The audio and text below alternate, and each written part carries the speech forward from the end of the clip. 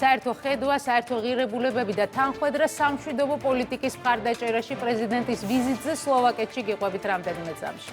ტრამპი ნატოს აჯანჯღარებს, მაკრონს და სტარმერს ლანძღავს, რაბედიელის ალიანს მოვლენათა განვითარების სცენარებზე გიყვებით რამდენიმე წამში.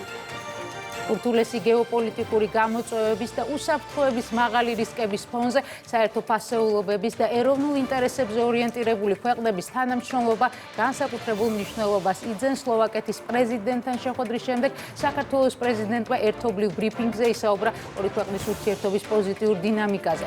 სლოვაკეთი როგორც მოკავშირე და როგორც მეგობარი ჩვენი ქვეყნისთვის ღირებული პარტნიორია. ვაფასებთ სუვერენიტეტის და ტერიტორიული მთლიანობის მხარდაჭერას და ვავითარებთ სავაჭრო ეკონომიკურ ურთიერთობებს ტურიზმს, კულტურულ კავშირებს, აღნიშნა მიხეილ ყაველაშვილმა. საქართველოს სტრატეგიულ პოზიციაზე გლობალური კარიბჭის მარშრუტზე გაამახვილა ყურადღება მასპინძელმა მხარემ პეტერ პელეგრინიმ ხაზი გაუსვა, რომ ჩვენი ქვეყანა ძირითად როლს თამაშობს რეგიონის სტაბილურობის უზრუნველყოფაში. აზიასა და ევროპას შორის ტრანსპორტსა და ენერგომატარებლების სფეროში საქართველოს ვერავინ გამოტოვებს და ვერც ვერ აუვლისო, აღნიშნა სლოვაკეთის პრეზიდენტმა. სირთულეები ბრიუსელის ბიუროკრატიასთან ურთიერთობაში ნაცნობი თემა ორივე ქვეყნის ხელისუფლებისთვის მიხეილ ყაველაშვილმა კიდევ ერთხელ დაადასტურა ევროკავშირში ინტეგრაციის სურვილი, თუმცა სამართლიანი პირობებით და თანასწორობით მოლაპარაკებების პროცესში. კოლეგასთან შეხვედრის შემდეგ საქართველოს პრეზიდენტს დელეგაციასთან ერთად უკვე უმასპინძლეს სლოვაკეთის ვიცე-პრემიერმა და რესპუბლიკის ეროვნული საბჭოს თავმჯდომარემ. ჩრდილოატლანტიკური ალიანსი არსებობის 77 წლიან ისტორიაში ყველაზე ღრმა კრიზისს გადის. შტატები ირანის ომში დახმარებაზე უარის გამო პრეზიდენტ ტრამპის მრისხანება პიკს აღწევს. ახლა ნატოელმა მოკავშირეებმა აღარ იციან როგორ შეაჩერონ ორგანიზაციის რღვევა, რომელსაც შეერთებული შტატების პრეზიდენტი ქაღალდის ვეფხვად მოიხსენიებს. შტატებს ყველაზე მეტი პრეტენზია ესპანეთთან, დიდ ბრიტანეთთან და საფრანგეთთან აქვს, რომელთაც უარი უთხრეს ბაზების და საჰაერო სივრცის გამოყენებაზე.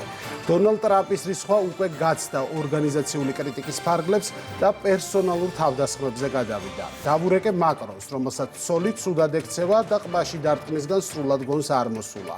უთხარი სპარსეთის ყურეში გვინდა დახმარება, მიპასუხა, რომ ეს ომის შემდეგ შეგვიძლიაო, თქვა შეერთებული შტატების პრეზიდენტმა ფრანკ კოლეგაზე.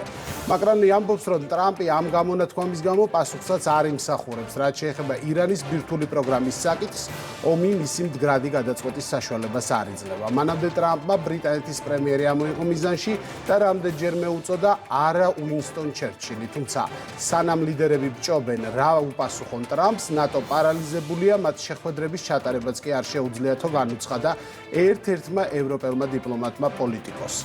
თუ გავითვალისწინებთ, რომ ტრამპთან ერთად ევროპელ მოკავშირეებს უფრო და უფრო ხმამაღლა აკრიტიკებენ ამერიკელის სენატორებიც და ნატოდან გასვლისა და ახალი პარტნიორობის ჩამოყალიბების ინიციატივით გამოდიან, ევროპაში დახურულ კარს მიღმა შეხვედრებზე ბჭობენ, როგორ აირიდონ თავიდან ალიანსის გაუქმება და თუ ეს ვერ მოხერხდა, მინდა იცავს ევროპას საფრთხისგან, რუსულ საფრთხეზე კი ისინი წლებია ხმამაღლა საუბრობენ.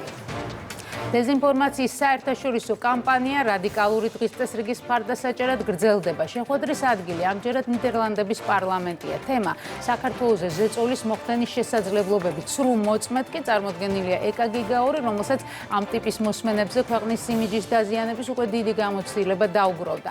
დემოკრატიის უკუსვლის, რეპრესიების და წამების შესახებ უარგუმენტო ბრალდებები ქართულ ოცნებას აფიქრებინებს, რომ ცილისწამების დამკვეთებით და მიმღებებით საბაბს ეძებენ მორიგი ანტიქართული შეზღუდვებისთვის. მათი მიზანი ქვეყნის რაიმე ფორმით დაზიანება და ამ გზით ხალხში უკმაყოფილების გამოწვევაა. რჩევა აქტივისტების მიმართ უმრავლესობის მხრიდან ასეთია, NGO-ებმა საკუთარი სიმართლე ჯერ ქართულ ხალხს უნდა დაუმტკიცონ, ნაცვლად იმისა, რომ ბრიუსელში ან ნებისმიერ სხვა დედაქალაქში გარეთ ძალებს მოაწონონ თავი, იმ იმედით, რომ მცირე დაფინანსებას მოიპოვებენ საქმიანობის დასაგრძელებლად.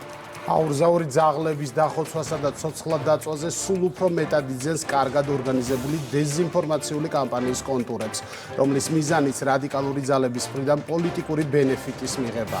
არაერთი განცხადების მიუხედავად, რომელსაც სახელმწიფო უწყებები აკეთებენ, რომ არც ძაღლების დახოცვას და მით უმეტეს დაწვას ადგილი არ ქონია, მეტიც კონკრეტული ციფრებიც გასაჯაროვდა, თუ რამდენი ძაღლი გადაიყვანეს თავშესაფარში, გაასტერილეს და უკან დააბრუნეს, აჟიოტაჟი არ სრულდება. ახლა ძაღლების უფლებადამცველებად გიორგი ბარამიძე, გიგი უგულავა და ნაცმოძრაობის სხვა მაღალჩინოსნების მოგვევლინენ. უგულავას მიერ Facebook-ზე გამოქვეყნებული აბსურდის თეორიას აღარ გაგაცნობ, თუმცა ეს სწორედ ის მერია, რომელსაც უფლებადამცველები ადანაშაულებდნენ ძაღლების ხოცვასა და ორმოებში ცოცხლად ჩაყრაში.